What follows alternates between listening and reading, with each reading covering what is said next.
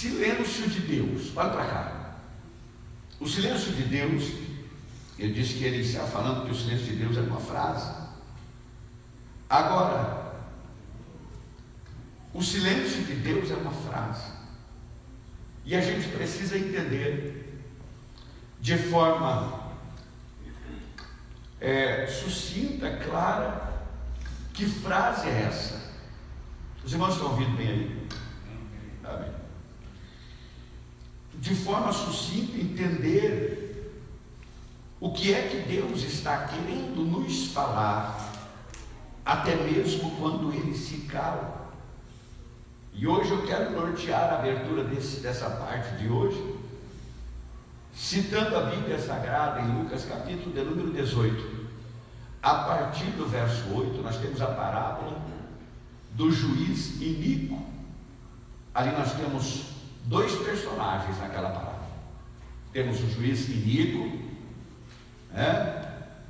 e o que é iniquidade? O que é a palavra iníquo? É aquele que se opõe à justiça, é aquele que não respeita aquilo que é justo. Então nós temos a característica do juiz que a Bíblia diz: o juiz que não respeitava o que é justo. Já pensou o juiz? Ele é nomeado para fazer justiça, mas esse que Jesus vai citar na parábola, ele era iníquo, ele era a oposição das coisas certas, Até hoje temos muitos juízes aí fazendo dessa forma. Porém, dois personagens, o juiz e uma viúva, uma mulher numa situação muito precária financeiramente, por ter se tornado viúva, uma situação muito difícil, porque as viúvas daquela época não é como as viúvas de hoje. As viúvas de hoje geralmente têm dinheiro, têm condições de viver tranquilamente, mas naquela época, ficando viúva, todos os seus bens iam para o seu cunhado, ia para o seu cunhado mais velho. Então ela ficava, ou voltava para a casa do pai, ou ficava à mercê de uma vida bem precária. A Bíblia não diz o assunto que leva esta mulher ao juiz, mas o certo é que o juiz não o levava a sério, ao contrário da igreja, que tem o juiz que é justo, tem Deus Todo-Poderoso que faz justiça sobre a nossa vida. Agora, a Bíblia vai dizer que esta mulher, ela procura incansavelmente este juiz, e este juiz, ele não queria atendê-la, não dava ibope, ela não tinha poder nenhum de prejudicá-lo, não tinha como representá-lo numa corregedoria, não tinha como ir ao Ministério Público, nada disso tinha como essa mulher se defender. Agora, quando a gente olha para a palavra de Deus, a gente vê que ela se dirigia continuamente diante do silêncio deste juiz. A Bíblia diz que ele simplesmente não atendia, não dizia por quê, mas ele sabia por quê, porque ele era homem injusto, não temia a Deus, como diz a parábola, e muito menos aos homens. Mas esse silêncio para ela foi dando força a ela para continuar suplicando. Nos dias de hoje não são assim. De vez em quando a gente não coloca pleitos diante de Deus, pedidos diante de Deus, coloca situações diante de Deus que a gente necessariamente precisava ouvir a voz de Deus espontaneamente, rapidamente, e Deus faz silêncio, porque o silêncio de Deus também é uma maneira de responder aos crentes. O silêncio de Deus é uma maneira de Deus falar conosco. Como é que a gente tem suportado as nossas demandas diante do silêncio de Deus? Como a gente tem se portado diante daquela vontade de ouvir Deus falar e Deus se mantém silêncio? Ao exemplo da viúva, ela não parou de pedir, ela continuou pedindo. Certa feita, o juiz, quem sabe, e aqui eu conjecturo, lá na sala da sua casa, pensou: esta mulher está me molestando demais. Todos os dias ela vai no meu escritório, embora eu não deixe o atendente recebê-la e passá-la a mim, mas eu sei que ela está lá todos os dias. Então eu vou atender ela amanhã, só para que ela pare de me molestar. Molestar aqui no sentido bíblico quer dizer só para que ela pare de insistir. Então eu vou atendê-la. Aqui existe duas composições: a composição humana e a composição divina. A composição humana chega ao ponto que enche. No linguajar diz assim: encheu, vou atender ela. Mas existe aí, Jesus contando a parábola, Jesus faz 3 perguntas, depois de informar que o juiz ia atendê-la por ela molestar. Ele faz a parábola e traz a aplicação espiritual para os apóstolos na mesma parábola. E ele diz assim na primeira pergunta: acaso Deus não fará justiça aos seus escolhidos que clamam dia e noite? Então aqui o parâmetro da justiça humana e da justiça divina. A justiça humana do juiz iníquo aconteceu quando ela encheu, mas a justiça divina acontece quando nós não desistimos de clamar. É diferente o conceito bíblico aqui na questão humana e na questão divina. Acaso Deus não fará justiça àqueles que clamam de dia e de noite? E com esta primeira pergunta, eu digo aos senhores e às senhoras que me ouvem: nunca desistam daquilo que estão buscando, por mais que parece que Deus está em silêncio, por mais que a situação que te envolve diz não. Todos os lados que você olha parece que tem um não escrito bem alto na sua frente, né? Mas não desista, porque Jesus termina dizendo: acaso Deus não fará justiça aos seus escolhidos que clamam de dia e de noite? O juiz era iníquo e mesmo assim ele atendeu a mulher por pedir dia e noite. Imagina o teu Deus, o nosso Deus, com o seu coração misericordioso.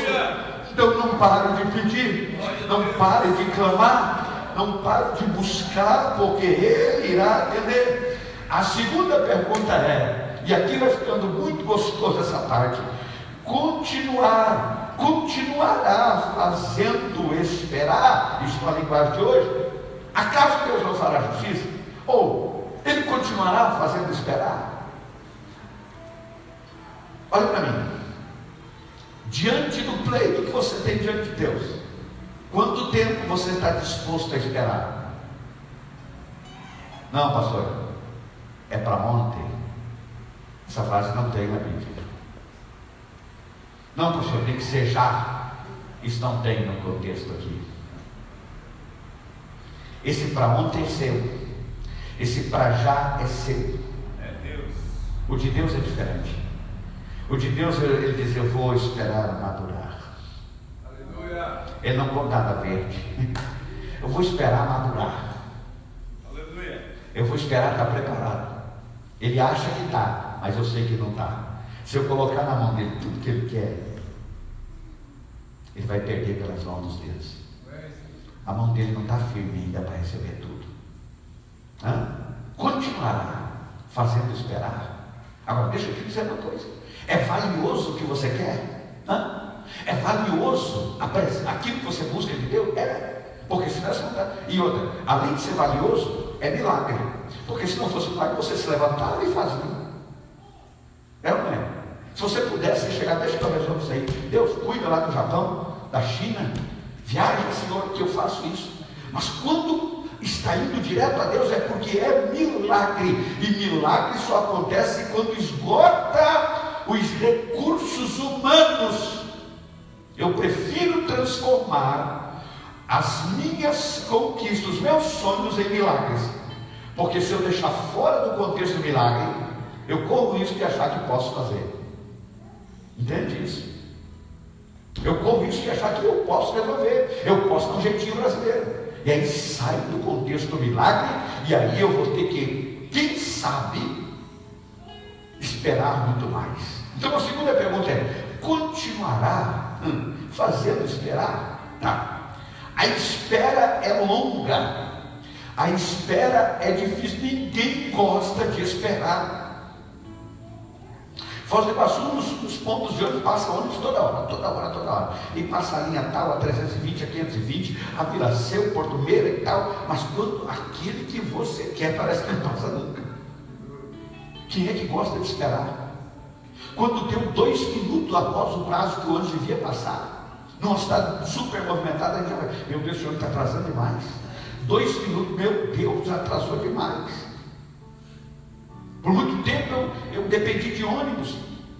Então eu sei que é difícil esperar. Mas a terceira pergunta, caminhe comigo aqui na Bíblia. Quando o Filho do Homem vier, encontrará fé na terra? Primeira pergunta, acaso Deus não fará justiça aos seus escolhidos? Terceira, continuará a esperar? Segunda, terceira, haverá fé na terra? E eu trago para o dia de hoje: quando chegar a hora do seu milagre, você ainda vai estar esperando com fé? Mesmo que ele se cale? Mesmo que ele não fale? Mesmo que se levante o profeta e passe na sua frente e não te entregue nada? Se bem que as pessoas condicionam a questão de voz de Deus, isso que eu digo, não é? Às vezes não é. Às vezes é uma leitura, uma palavra, um testemunho, um cântico, um bradar dentro do coração. E eu prefiro esse, porque esse eu reconheço quando é e quando não é. Haverá fé na terra, você vai continuar ainda esperando, confiando quando chegar o dia do seu milagre. Quando ele sentar na sala, como sentou o juiz, e olhar aqui para a terra e dizer: lá está minha filha, meu filho, que não parou de clamar. Depois de muito tempo, depois que esgotou toda a expectativa sua, depois que passou o tempo na sua concepção, depois que você concluiu, não adianta, agora já não adianta mais. A hora que ele olhar, haverá esperança e fé nele para cumprir.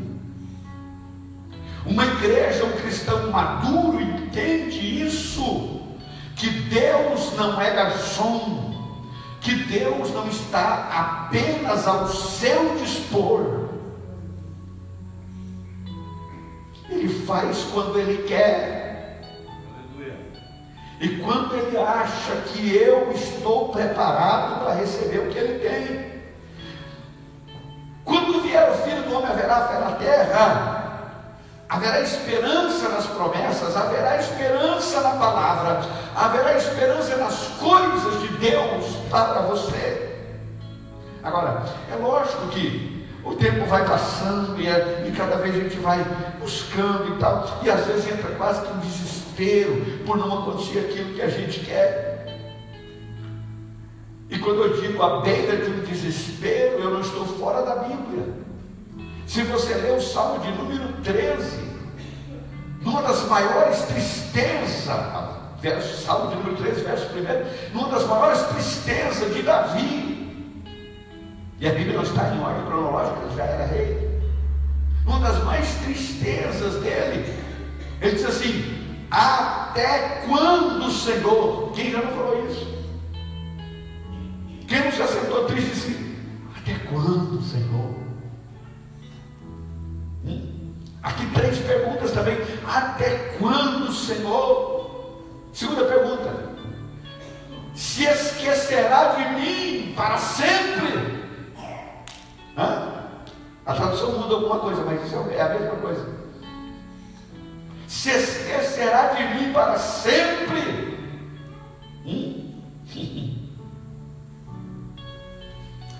Até quando esconderás de mim o teu rosto?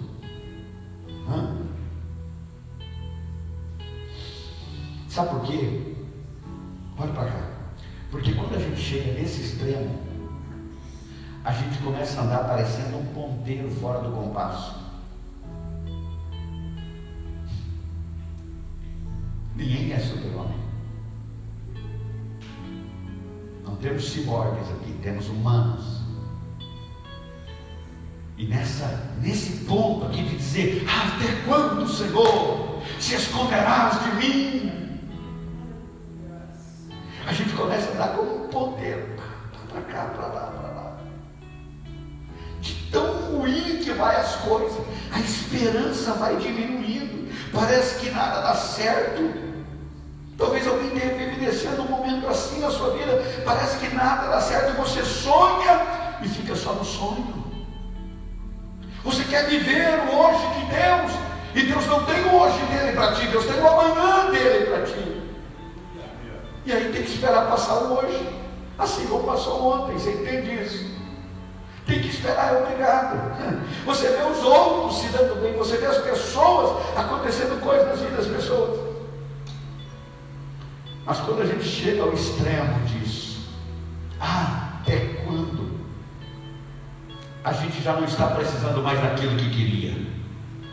O que a gente vai precisar agora é de uma unção nova de Deus na nossa vida, para continuar na prova sem desistir. Quem sabe tem alguém aqui hoje que chegou estranho, dizer, Deus, tu não vai fazer mesmo, não vai acontecer, Senhor, não vai, será que não vai, Senhor? Descansa o teu coração e começa a buscar uma unção poderosa de Deus. Aleluia.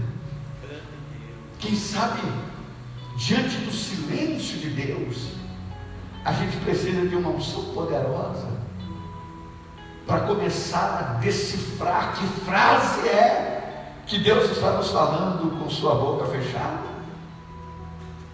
Você pode entender isso? Você tem condições de decifrar que frase Deus está falando quando os seus lábios estão cerrados? Existe uma regra básica para entender isso, que é a regra de 2. Você entende a tua situação, olha para Deus calado e entende a frase que Deus está dizendo. Você pode fazer isso com a ajuda do Espírito Santo? Na exegese isso é regra de 2.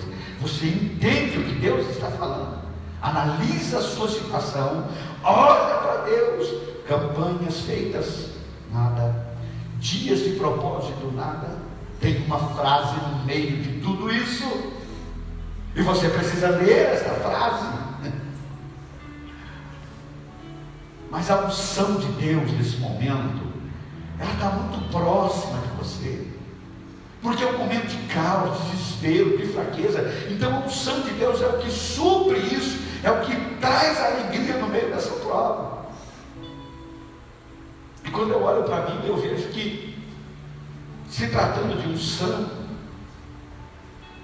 existe pelo menos existem várias unções, mas 2 são muito importantes na Bíblia, que é a unção, Samuel capítulo 10, a unção do vaso de barro.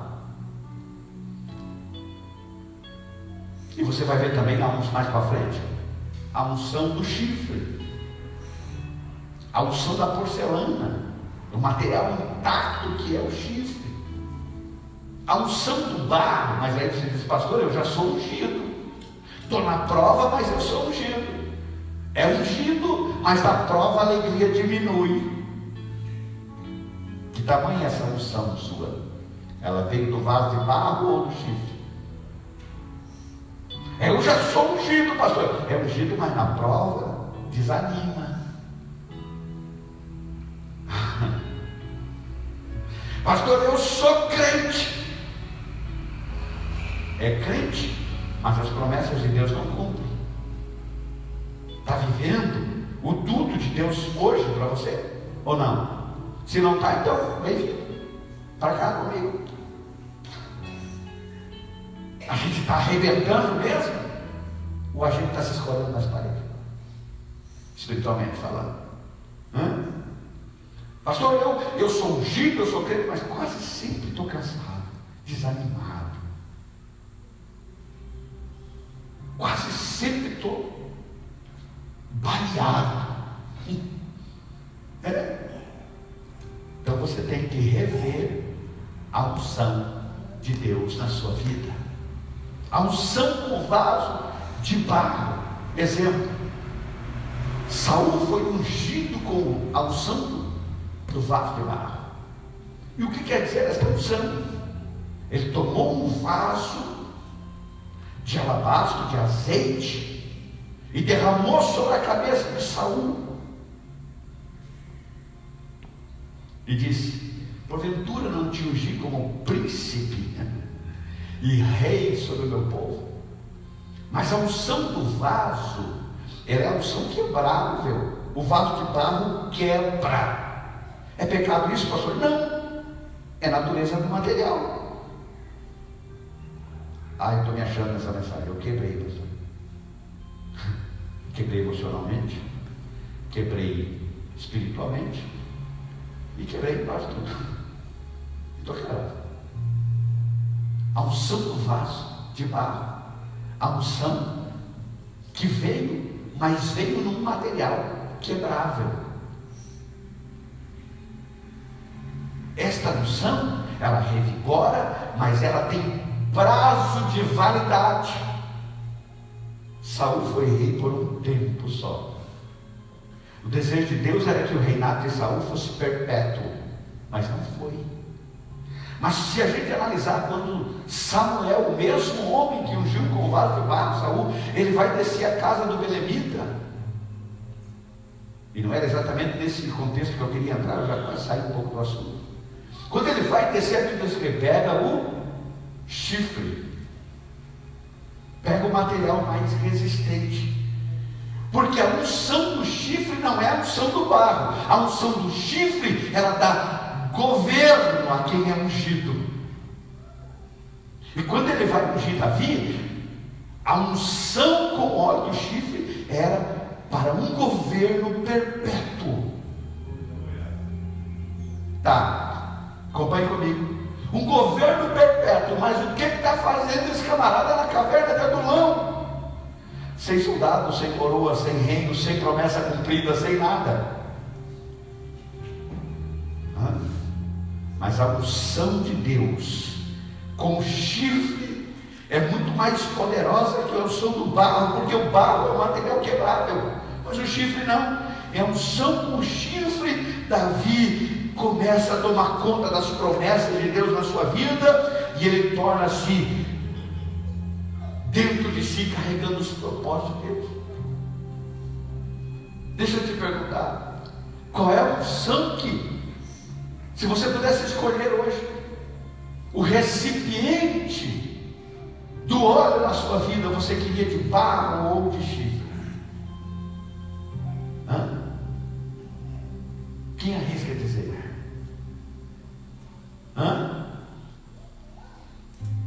Não, me responda.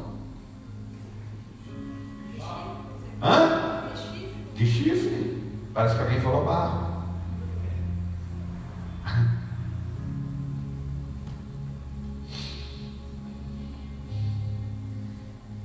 Está decidido? Eu disse que no barro tem tempo determinado. Do chifre traz governo. Ela estabelece a unção de governo, e esse governo é de Deus na sua vida. Agora a gente precisa sair daqui sabendo que tipo de unção que a gente quer, porque Deus está prestes a derramar uma unção extraordinária sobre essa igreja. Glória a Deus. Dentro de pouco tempo haverá uma unção extraordinária nessas pessoas desse tempo. Nesse tempo Deus fará coisas miraculosas. Agora veja isso. Você não quer que Deus estabeleça governo em você? Porque quando Deus estabelece governo em nós não dependemos disso ou daquilo. Nasce em nós uma atitude para tomar decisões, para se levantar, para ter criatividade, para ir além dos nossos limites, ser mais do que vencedor, vencendo os nossos próprios limites. O governo de Deus em nós faz a gente caminhar livremente. Quantas vezes você já se quebrou? Eu não, pastor, nunca me quebrei. Então vai quebrar. De vez em quando a gente vira pó. E pó, o vento leva, espalha a gente. A gente não sabe nem onde pisar, está espalhado.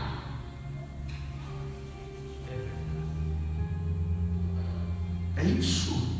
É isso. Se você acompanhar comigo, nós estamos dentro de uma linha de pensamento que vai nos fazer crescer diante de Deus, mesmo sem ouvir voz. Vai nos fazer crescer mesmo no silêncio de Deus. É isso que eu quero que a igreja entenda. Deus não é obrigado a falar contigo todos os dias. Então este silêncio de Deus é para que a gente se prepare. Aleluia. Peça hoje uma unção de renovo, duradoura, poderosa, firme, de sucesso. Então, quando essa unção descer sobre você, você vai marchar na terra, no meio do vale, no meio da luta, no meio do problema, a sua cabeça vai estar erguida. Aleluia. Sabe por que eu falo sobre isso? Porque o silêncio de Deus, uma igreja que está todos os dias, dependentemente de algo sobrenatural, é uma igreja frágil. Pronto, falei. E se você ficar dependente de manifestações miraculosas para servir a Deus, você é fraco. Se Deus não se manifestar, eu ainda sou servo dele. Se Deus não falar, eu ainda sei quem sou. Se Deus não vir dizer, meu filho, faz isso, eu ainda sei que sou guiado por ele, e eu tomo atitude e faço, e ele vem com sua vontade permissiva e me ajuda. Porque tem crente que quer ouvir tudo, e aí ele fica querendo mingauzinho de Deus, quando Deus está dizendo, sai do labor, começa a doar por conta própria. Tem gente que está para abrir um negócio, fazer uma coisa, e está orando 15 anos, dizendo que Deus não falou ainda. Deus não usou nem um profeta para falar ainda. Deus está dentro de você. Tome atitude e Ele estará contigo. Olha a história dos reis de Israel. Olha a história dos profetas bíblicos. Olha a história dos homens de sucesso de hoje. Pastor, o senhor está falando que eu posso fazer as coisas sem ouvir a voz de Deus? Não. Confie que Deus está em você. Acredite, chegue ao nível de fé, dizendo, Deus está comigo, eu não tomarei nenhuma decisão errada, mas também não pare na caminhada, porque atrás vem gente. Aleluia. Você vai ter que usar o raciocínio para me acompanhar aqui. Senão você vai sair daqui dizendo, eu ouvi uma mensagem do pastor, que ele disse que não precisa ouvir Deus falar. Claro que precisa. Mas não fique bebê a vida inteira espiritual. Não seja pequeno espiritual, bebezinho andando de andador, batendo aqui, ali, Deus não falou, Deus não dirigiu, Deus não fez isso. Tome o rumo. Calma aí. Vai para frente. E Deus está contigo. É só isso. Porque eu sei que o nível espiritual às vezes está lá embaixo. Que eu estou trabalhando há 8 meses aqui com o estudo bíblico. E se vocês recapitularem, não tem nenhum alheio do outro. Eu termino um tema e começo outro e parece que é tudo continuação. Sabe por quê? Porque eu quero estabelecer, dentro do intelecto que Deus me deu, um crescimento espiritual para esta igreja. Nós não queremos uma igreja de meninos, de infantos. Nós queremos uma igreja de homens e mulheres cheios da presença de Deus, independente de que se acontece isso, se vê anjo ou não vê, se vê isso ou não vê. Não, nós somos servos do Deus Altíssimo, e se Deus mostrar anjo, a gente dá glória, mas se Ele não mostrar, a gente dá glória igual. Se a gente vê cachoeira no púlpito, a gente dá glória. Se a gente não vê cachoeira no púlpito e vê só o pregador, a gente dá glória igual.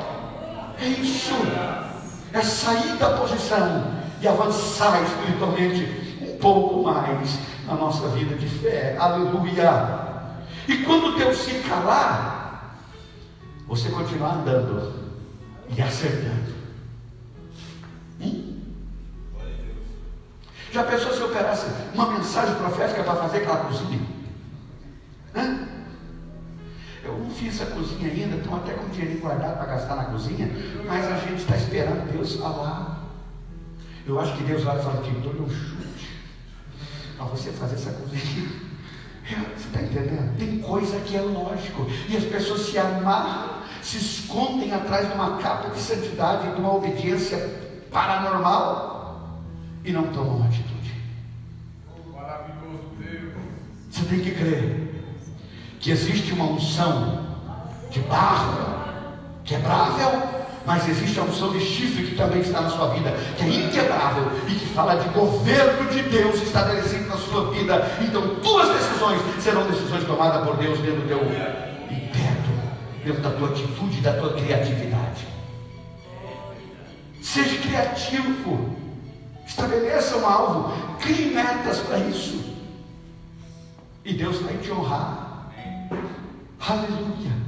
O que deixa o coração de Deus alegre é gente criativa, gente que avança, gente que quer correr. Aleluia.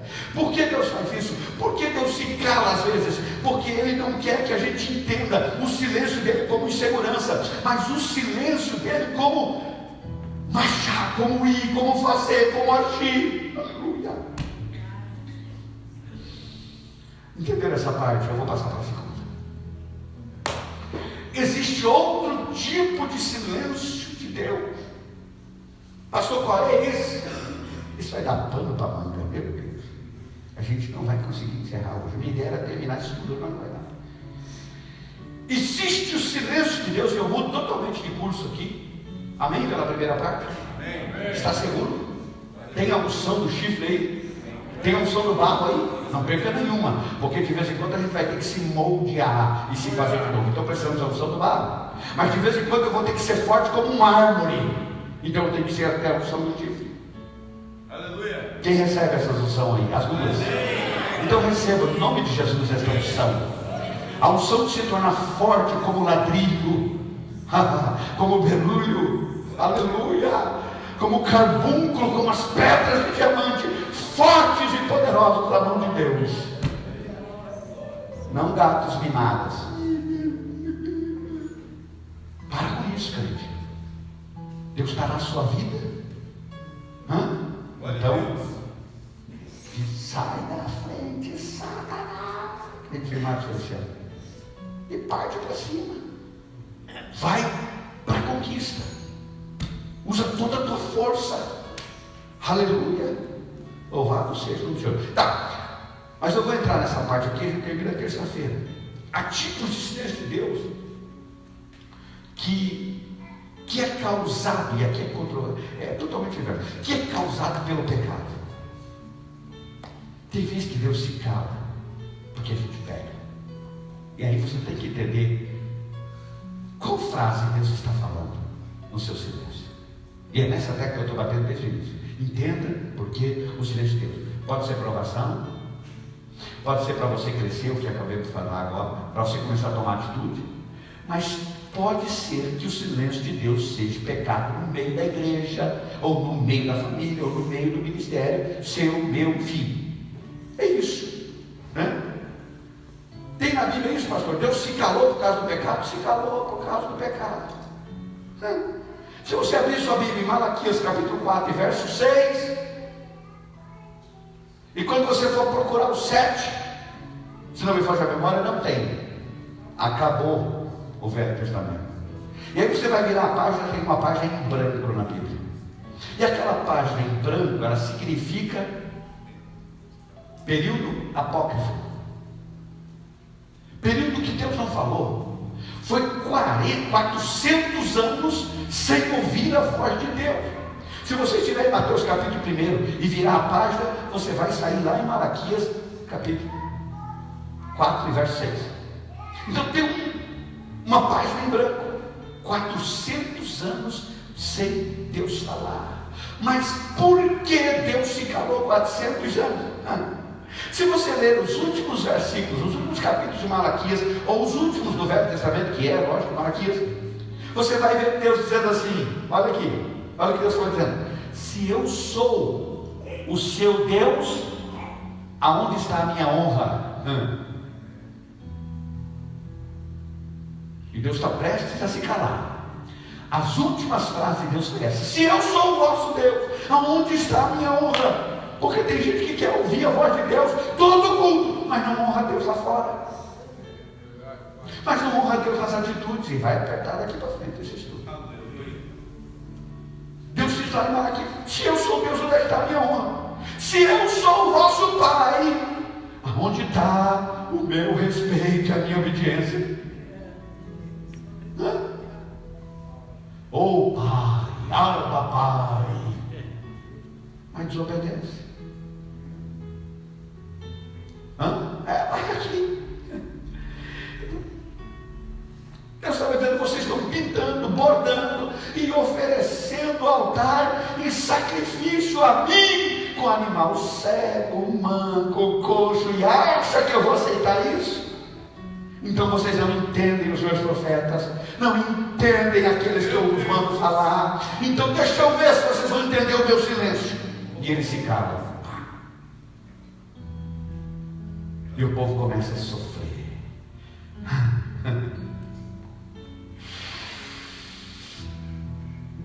Se é assim que vocês querem, então eu me calo, porque eu estou falando e não me ouvem, estou falando e não me ouvem. Cá entre nós, não se identifique. Mas quantas vezes Deus falou com a gente e a gente não obedeceu? Quantas vezes você teve aquela certeza que ela deu, mas não fez? E aí você quer chegar no culto, dobra os joelhos: Senhor, fala comigo hoje, porque se o Senhor não falar, eu fico triste. Diz o Piazinho da gente: triste.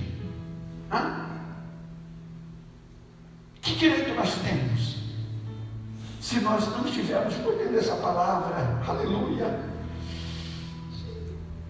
Eu estou dizendo: vocês querem fazer a obra do jeito que vocês querem, vocês querem operar a justiça do jeito de vocês, então andem sozinhos agora. Será que o silêncio de Deus na nossa vida às vezes não é esta causa? Nossos deslizes, nossas desobediências, nossas falhas, olha para cá, nossos propósitos não cumpridos, nossos votos não pagos. E a Bíblia diz que é melhor voltar do que voltar e não pagar, não cumprir. E ele então se cala. Ele diz: eu usei profetas, eu usei sacerdotes, eu usei reis, eu usei tribulações, cativeiros e guerra, mas vocês não ouviram.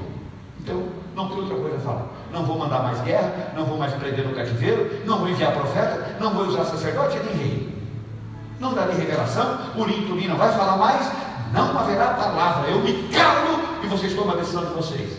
400 anos Deus ficou sem falar. E nesses 400 anos quem falou foi o homem, não foi Deus. 7 livros, pastor Alexandre, 7 livros apócrifos.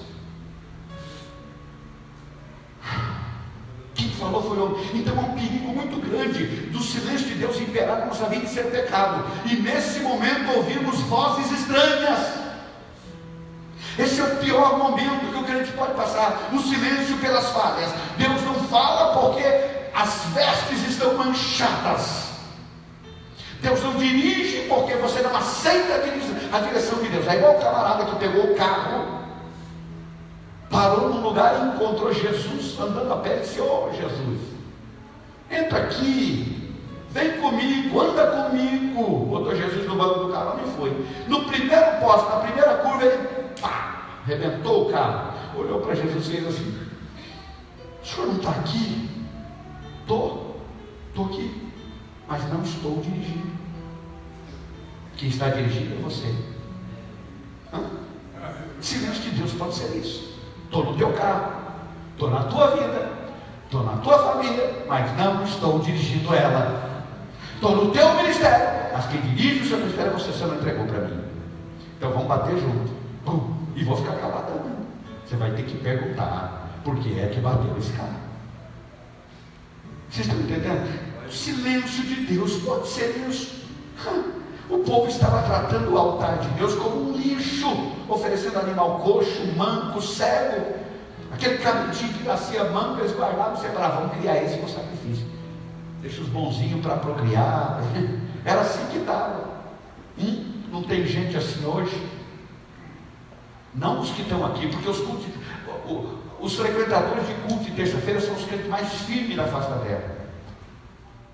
Mas não tem muito crente assim hoje que vem na igreja quando dá tempo, vem na escola dominical quando quer, quando pode, quando sobra tempo. A maioria põe um shortão e fica em volta da churrasqueira até 11 horas para colocar o churrasco, mas não vem até 10h30 na escola dominical. A maioria. A maioria não quer saber de um culto como esse. Agora, se anunciar um pastor da Argentina vai pregar no país, não tem nada a ver com ele. Se anunciar, porque de lá vem muita gente assim, e um revelador, profetizador, que adivinha o número da identidade, o número do CPF. Nossa, vou lá para ver se ele é aquele. Oh, meu Deus, vai falar comigo qual é o meu número do CPF. É só você olhar. Manda alguém imprimir na internet o CPF, você olha, não precisa de revelação. Uma vez lá em Foz do Iguaçu chegou um camarada que adivinhava a identidade. Todo mundo vai lá, escondeu bem a identidade, enrolou num pano, você não vai ver, vai ter que adivinhar. É só pegar e olhar. Entende? Então, quantas vezes era silêncio de Deus? Porque nós estamos exatamente à beira deste caos espiritual. Deus se calou. E aí escreveram 7 livros apócrifos, escreveram Macabeus 1 e 2, escreveram Tobias, Judite, Baruque, Sabedoria e Eclesiastes. Puxa, de vez em quando, tá. 7 livros escreveram. E sabe o que eles escreveram? Sabe quem foi Tobias? Olha para mim, vou te falar. O livro Tobias que está na outra Bíblia. Sabe quem foi Tobias? Foi um homem que perdeu o filho. E quando perdeu o filho andando, ele começou a procurar o filho. E procurando o filho, ele achou uma mulher que havia se casado 7 vezes e casou-se com ela. E casando-se com ela, entendeu e conheceu a história dela, que ela havia tido 7 maridos, ainda era virgem, todos tinham morrido. E o que aconteceu com ele? Nem precisa falar. Mas escreveu no período antibíblico. Quando Deus se cala por motivos de pecados e delitos, é perigoso a gente ouvir Tobias. É perigoso a gente ver essa gente. Judite, o livro de Judite. Sabe quem foi Judite? Uma viúva judaica de temperamento masculino. Precisa falar o resto? Cuidado para não ver essa gente. Se Deus se calar por causa do pecado. Aí você está dizendo, pastor, foi longe demais. Deixa eu te contar quem foi Baruque. Baruque. Ele escreveu as epístolas de Jeremias. Você viu falar de epístolas de Jeremias, a não ser no fruto da imaginação de Baruque? E ele termina o seu segundo livro, o seu segundo registro, dizendo, se eu fiz o que era bom, é isso que eu queria. Se eu fiz o que era mal, me desculpe. Isso é a revelação de Deus. O período que Deus se cala quando é pecado, há muitas vozes. Você está certo, errado é fulano. Não, você tem a razão, quem não tem é fulano. Te esqueceram, te isolaram, te deixaram. Vozes. Tem que parar de se consertar com Deus. Aleluia. É verdade. O silêncio de Deus, quando é por falhas nossas, aparecem muitas vozes. Cá entre nós, vai encerrar. 2 minutos eu encerro. Quantas promessas de Deus já deviam ter cumprido na sua vida? Quantas promessas de Deus já deviam ter sido cumpridas na minha vida? Eu trago promessas de Deus na minha vida que eu, sinceramente, não desfruto com ninguém, porque são usadas. Se eu contar para alguém, vão dar risada de mim. Mas eu trago promessas de Deus dessa natureza. Mas quantas delas já deviam ter sido cumpridas? Quantas promessas de Deus na sua vida já tinham que ter sido cumpridas? Eu não sei a intensidade do teu relacionamento com Deus, eu só sei do meu. Mas muitas vezes o não cumprimento das promessas de Deus na nossa vida está na balança. sendo medida com as nossas falhas. Está sendo pesada aqui e aqui. Mas por que não aconteceu comigo? Mas por que não foi? Para aí. Vamos pensar um pouquinho. Por que Deus não agradou? Por que Deus não te apontou? Por que não tinha que ter sido você e foi outro? Por que Deus não mudou a história? Mudou a história de fulano, não mudou a sua. Plantou e a colheita não veio. Semeou, mas não nasceu, e quando nasceu não produziu.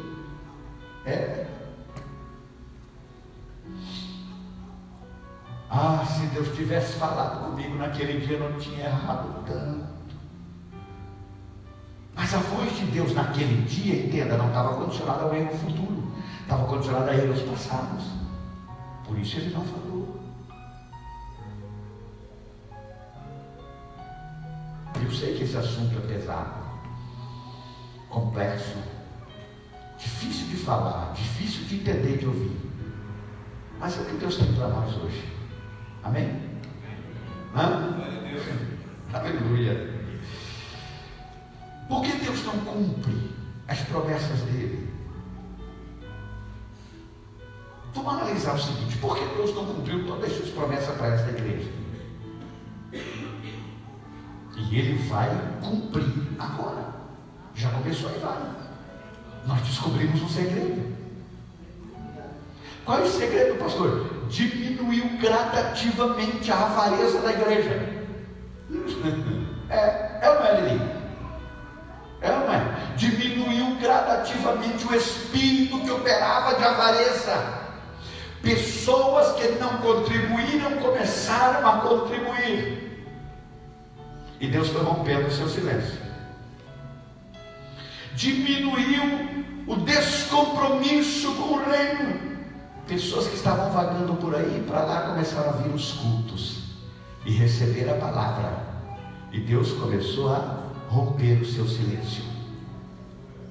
Então o objetivo nosso é levar a igreja a ser uma igreja amada de Deus. Uma noiva querida e desejada pelo noivo. Uma noiva que não trai o noivo antes mesmo de casar. Que castigo merecia uma noiva que, prestes a contrair o matrimônio, vai para o prostíbulo? Assim é uma igreja avarenta, sem união, sem propósitos, desanimada, desencorajada, e que perdeu o amor do estudo bíblico. Porque, irmãos, eu enfrento uma batalha toda terça-feira para não transformar esse culto num culto de avivamento. Mas por quê, pastor? Avivamento é bom? É bom, mas nós já tínhamos. O que falta é palavra. O que está faltando é consertar as bases. E a Bíblia diz que a palavra é como um martelo que esmiuça a penha. E se a palavra não tiver esse poder, ela não tem valia. Então a gente vai consertando as bases e Deus vai mudando a nossa história. Esses dias Deus me deu uma palavra aqui e eu preparei rapidamente em casa e disse aqui para a igreja: existem pelo menos 4 demônios que a gente repreende quando contribui. E teve gente que entortou o nariz comigo. Gostei dessa palavra não. Mas teve uns 8 ou 9 chegando para mim: pastor, já levei meu lá para casa. Nunca mais vou ficar sem dizimar. Então eu coloco na balança e o saldo foi positivo em entregar uma palavra de Deus. Doa quem doer. E é isso que vai acontecer todos os cultos de ensino. Você pode sair daqui meio assim, mas a igreja recebe a palavra de Deus, porque sabe que tem que crescer na presença dele. Os obreiros têm aqui um grupo dos obreiros da igreja. Deus usou uma irmã já num teor profético comigo lá no Virmonte. E parece que o pastor Pedro tirou um print, botou no grupo de obreiros. Amém? Deus seja louvado. Amém. Mas se você olhar, tem uma senhora pregando e ela vira-se para trás e ela profetiza para mim. E umas pessoas de fora da cidade ouviram essa profecia e disse: você não está preocupado, pastor? Eu disse: não, nenhuma preocupação. Ah, mas aí as reuniões e o negócio, nenhuma preocupação. Sabe por quê? Porque se nós não estivéssemos endireitando as veredas, se nós não estivéssemos voltando aos trilhos, não teria isso. Não teria luta, não teria batalha, não teria problema. Não é, pastor Teixeira? Quando a gente volta aos trilhos, a gente vai enfrentar o ferrugem dos trilhos. Mas depois que esse ferrugem sair, o vagão vai passar assim, vum, vum. Nós voltamos no trilho, mas no trilho tem galhos, no trilho tem sujeiras, no trilho tem ferrugens. Mas depois que o trem for e voltar, esse trilho vai estar macio e a obra de Deus vai crescer nessa cidade. Acreditem nisso, eu já vi isso acontecer. Deus moldeará as nossas vidas, aleluia, aleluia. Glórias ao Senhor. Deus mudará a nossa história, tenho certeza. O tempo de opróbrio já passou, aleluia. Quando Deus rompe o silêncio, eu já encerro. Quando Deus rompe o silêncio de 400 anos, como é que ele rompe? Foi com o nascimento de um menino numa manjedoura, gerado pelo Espírito Santo, nascido do ventre de uma virgem, uma camponesa, chamada Maria. Não era bilíngue, não tinha doutorado, mas tinha graça de Deus. Deus disse: viu graça nela. Ele rompe o seu silêncio com um parto. Você quer que Deus rompa o silêncio contigo? Quantos querem? Levanta a mão. Tá. Agora baixa a mão e eu te digo como é que ele vai romper. Com um parto. E as irmãs que já ganharam um bebê de parto normal, como é que é? Sorrindo? O bebê está nascendo. Nasceu. É assim? Ou tem dores? Pior do que cólica de rim. Tá, mas eu pergunto de novo. Você quer que Deus rompa o silêncio contigo? Vamos colocar em pé. Pensa. Vai pensando nisso. Contrações. Horas antes. E Deus está rompendo o silêncio. Essas contrações, essas lutas, essas dores, Deus está rompendo o silêncio de 400 anos com o mundo. O bebê vai nascer. E ele nasce. Mas ele não nasce na melhor estalagem. Ele não nasce com um berço de ouro. Ele não tem lugar para nascer. Ele vai nascer numa manjedoura. No lugar que tinha provavelmente cocô de animais. Mas ele nasce ali. Mas depois que nasce, quando Maria abraça ele, as dores passam e agora o amor dele irradia. E as primeiras visitas são príncipes e reis. Aleluia. Aleluia. Vai doer. Mas Deus vai voltar a falar contigo. Vai doer esse sonho. Mas ele vai nascer a esperança dentro de você de novo. Aí você não pode sair daqui dizendo: Deus não falou comigo. Falou sim. Falou sim. Você está pronto para dar luz ao seu milagre?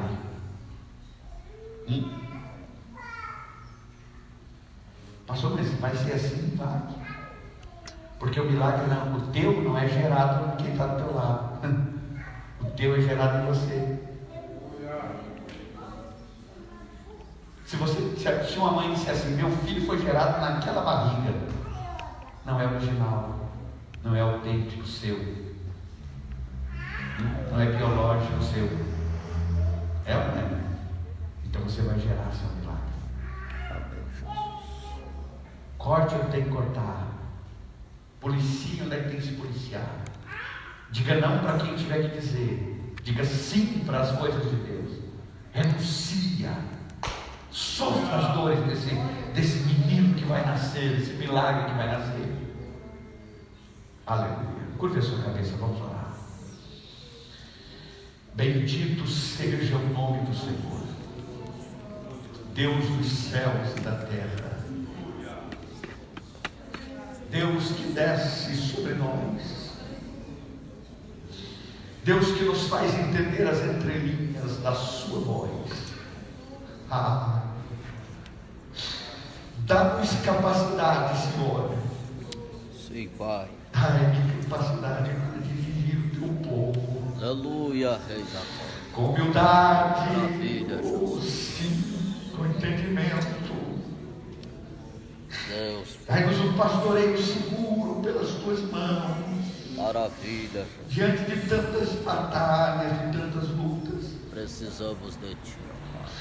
Conduz-nos caminhando pelos trilhos. Necessitamos promover. Oh, meu Deus,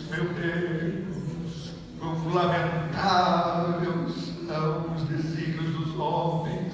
Deus, Mas tão alegres, Senhor, e saudosos são os teus desígnios, teus mandamentos, Senhor. dependemos de Ti, Pai. Fica conosco agora, Senhor, no nome de Jesus. Tu és o Senhor do céu e da terra. Que possamos ser edificados por Ti através desta palavra. Que não venhamos esquecer o que o Senhor nos serviu aqui hoje. Não deixa que saiamos da porta para fora e já não lembramos mais de nada. Deus poderoso, Rei da Glória. Espírito Santo, Tu nos fará lembrar Aleluia, Pai. das Tuas palavras, ó Deus. Aleluia, Pai. No nome de Jesus Cristo. Deus, Amém. Amém. Amém. Permanecemos em pé, meus irmãos, nós já vamos encerrar.